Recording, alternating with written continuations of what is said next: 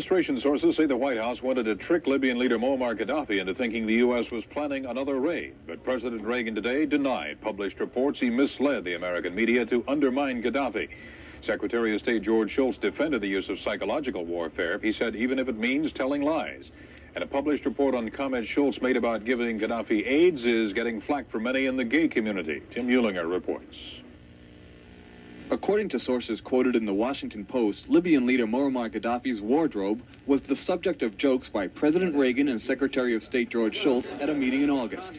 The president reportedly said, "Why not invite Gaddafi to San Francisco? He likes to dress up so much." Schultz responded, "Why don't we give him AIDS?"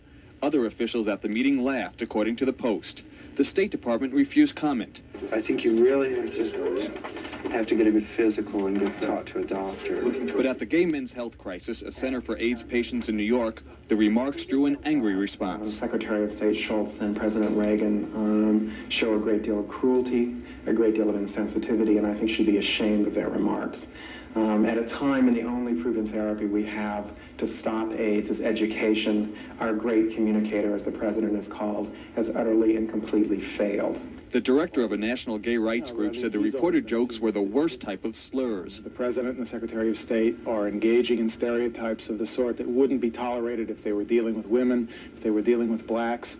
They're of the sort that I used to hear from my grandparents and great-grandparents about blacks shuffling and eating watermelon or women not having a head for business.